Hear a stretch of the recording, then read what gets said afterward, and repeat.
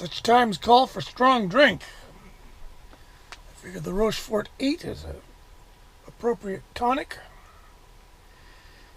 Welcome to the Enchanted Kingdom. We're in the turret of pleasure, ruminating on all things musical, and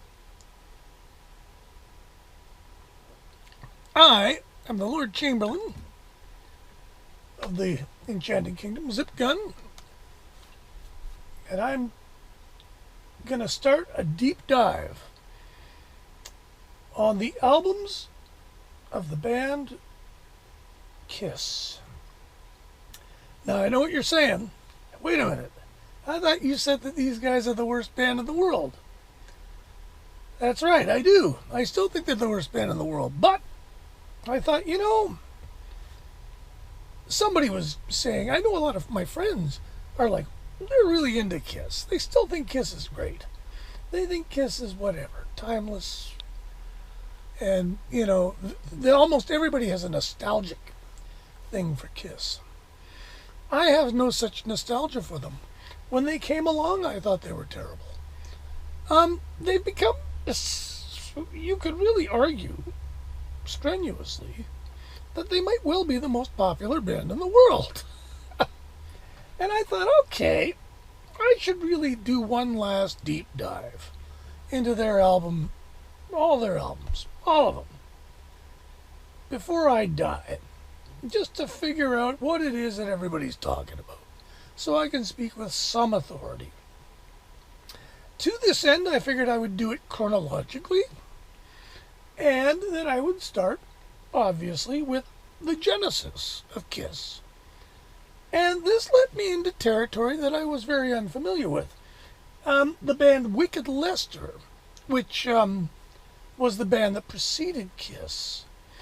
And I discovered a great place to access the germs of Kiss, if you will, is in the Kiss, the box set, which came out, when did it come out? 2001. 25-year-old 5-CD box set overview of their career up to that point anyways. And I'll tell you what, if I found this in the thrift store for $5, I'd buy it. I'd buy it just for disc 1. Because disc 1 really gets you there with knowledge. So you get some demos. You get a demo of Strutter. You get a demo of Deuce. You get 3 Wicked Lester songs.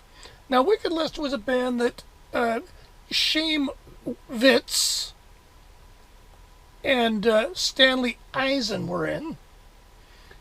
They thought their names were maybe not very rock and roll. Shame did. And so he changed his name to Gene Simmons.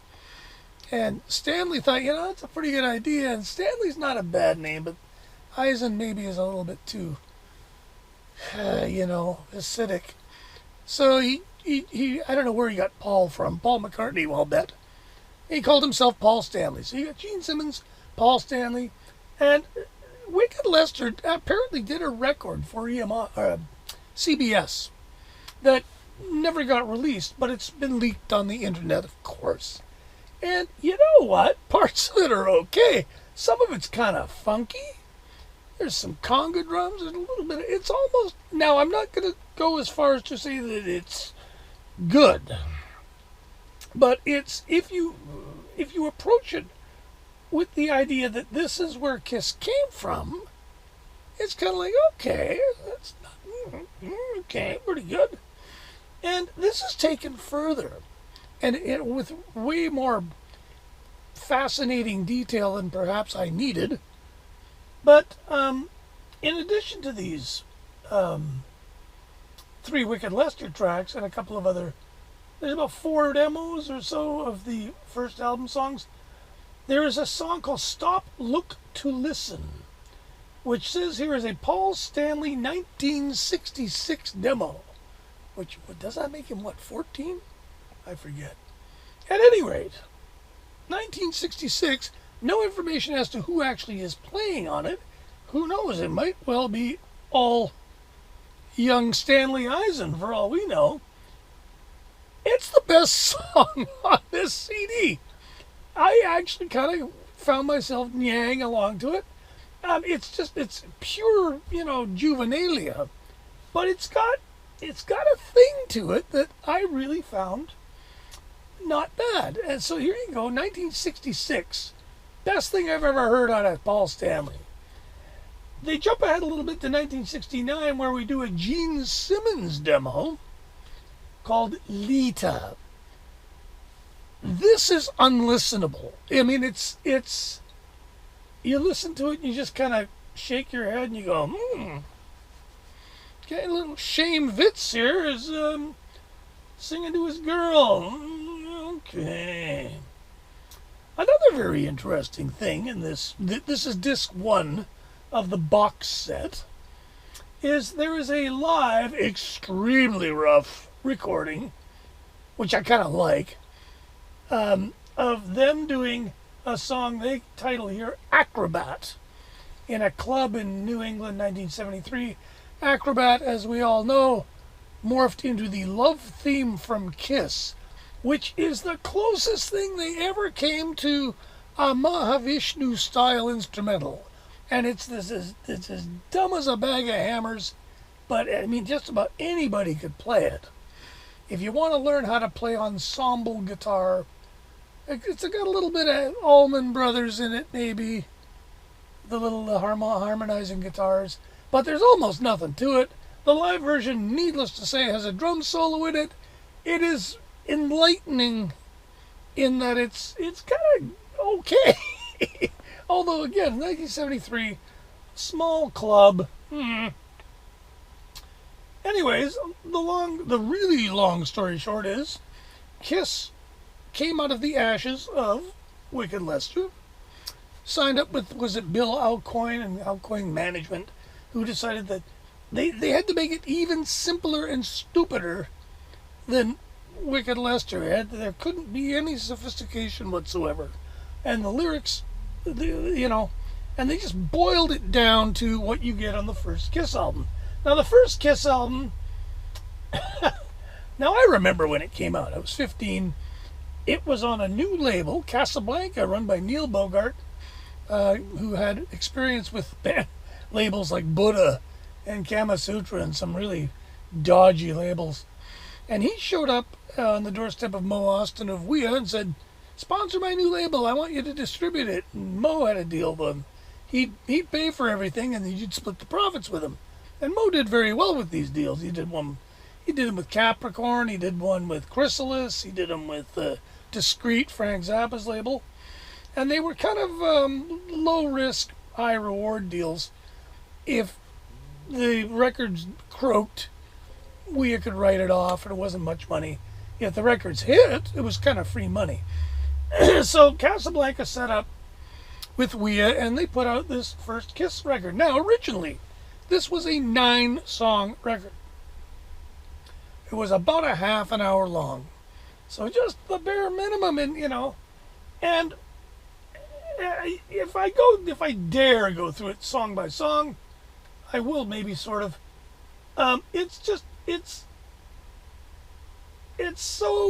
It really does sort of epitomize the band, more so than I sort of thought before I came at it this late date. I always lumped the first 3 records in as just garbage, unlistenable trash. That's not really the case. This first record is kind of their mission statement. You've got Strutter. Now, Strutter's an okay song. It's got a bit of a riff.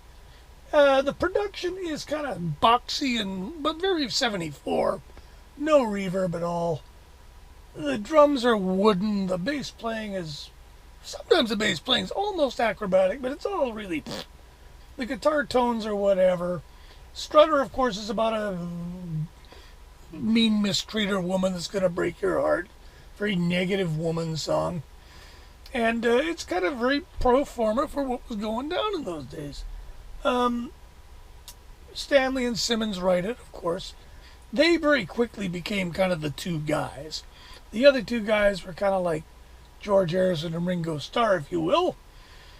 The second song is a Gene Simmons song. Oh, the thing about Strutter, first thing I noticed on this listen is that the vocals have so much delay on them This is an old engineer trick. I learned this myself. When somebody can't sing, you put delay on it. Never can it be argued strenuously were anybody in Kiss ever even decent singers. They kind of barked in the direction of the microphones, but they're crappy fucking singers. There, I said it, and I'm glad. Strutter is no exception. I know a thing or two about her. Anybody can do that if they kind of, puff up their chest. Things don't improve on song number 2. Nothing to lose. Now this, here's a detail about this song I was unaware. This was apparently released as their first single, written and sung, if I use the word loosely, by Gene Simmons. This is a song, it even says here on Wikipedia, it chronicles the singer coercing his girlfriend into trying anal sex and her subsequent enjoyment of it. Misogyny at its finest. Strangely, it didn't smash into the top 10. It's a terrible fucking song. It's just no good at all. Then you get Firehouse. Now, the other thing about I don't remember what Firehouse is another song about bad women. But the thing that I noticed when I heard it was it sounds exactly like All Right Now by Free. So, which of course was a big song a few years earlier. Utterly derivative, and now we're into the thing. Oh, but wait, just to cover, we get Ace's song, which is called Cold Gin, which is about, strangely enough, alcohol abuse. A thing that Ace got to kind of know more about as the years went on. What does it say? The stimulating effect that cold gin supposedly has on the male sex drive, of course, crediting the drink as the only thing keeping the couple together in a troubled marriage. My heart bleeds, Ace. Let Me Know is a really lame Paul Stanley kind of lighter. But again, kind of how can I get laid with this girl I'm making time with? And yeah, and that was the end of the first side originally. Now, the record came out and it didn't really do much. Sold 75,000 copies, I think. So, in a bit of a frenzy to do something, anything, they got the band to release a cover of Bobby Rydell's Kissin' Time, a song that was a hit when I was born. It was not included on the original album. Blah, blah, blah, blah, blah. The album was not the commercial success. They put it out as a single. It never made it higher than 83. It did, however, boost sales of the album. Really? Okay, fine. Nonetheless, it's a terrible song, or a terrible version of a nothing song. The song was chosen because of its title. They did a whole bunch of promotions with it, Kissin' Time here and there. Stan Cornon talks about it in his book, but it really didn't do much. And, side 2, Deuce. This one's great. Another Gene Simmons opus. Simmons has stated he does not know the meaning of the song's lyrics. Maybe it came to him in a dream. The love theme from Kiss, the aforementioned Acrobat, where they do, this is a rather more concise version of it. It really is a pointless exercise in just like, we don't have any lyrics, we're going to play these riffs, and then repeat them, and then play them again. 100,000 Years has some fancy bass playing by Simmons, I'll give him that. But it's the second to last song on a 9-song album. And you know what that means? It's no bloody good. Finally, you have Black Diamond, which I think Chris ended up singing a lot of. Black Diamond is... It and Strutter really are all you need to hear off of this album. They are, like I say, mission statements of what the band was all about. I don't even remember what this song is about. None of these songs are about anything more than, abusing women, basically, and or alcohol. When this record came out, I used to hang out at the local sort of hip record store called Richard's Records, which I ended up co-owning much later, 6 years later maybe. But in those days it was run by a fellow named Ian Cochran, who was a very knowledgeable, very friendly guy, and he led me through the 70s with an able hand. But I remember one day I went into the store and I noticed the promo poster for the first Kiss album on the wall, and I had no idea what it was. I go, So Ian, what the heck is this? And he goes, oh, it's a new band that we is pushing. I go, they look awful. And he goes, you want to hear it? And he put on, which I'm assuming it was Strutter. And we listened to a little bit of this, and I said, it sounds like really bad Mott the Hoople. And he goes, yeah. And then he jumped it through, and then this sounds like all right now.